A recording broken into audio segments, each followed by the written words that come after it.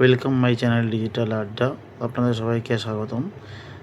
Belt number 7-এর কাছে আমরা আছি, কলকাতা এয়ারপোর্ট, যেখানে আপনাদের রিটার্নিং রুম নিতে গেলে বেল্ট নাম্বার 7-এর ঠিক অপোজিটেই আমাদের যে এক্সিট রাস্তাটা আছে, ঠিক সামনে দিয়ে আমাদের এগিয়ে যেতে হবে।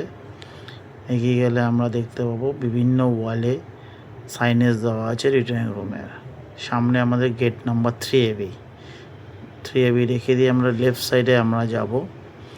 3AB লেফট সাইডে যাব, রাইট সাইডে ক্যাপুচিনো পড়বে এবং সমস্ত ওয়ালে রিটার্নিং রুমের সাইনেজ দেওয়া আছে কিভাবে যেতে হবে।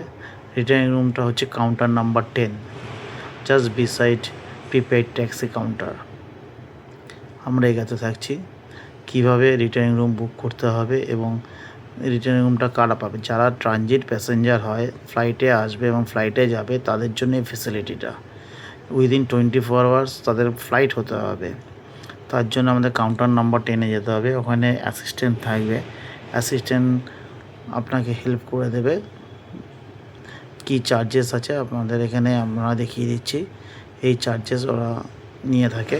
Counter number 10 returning room office.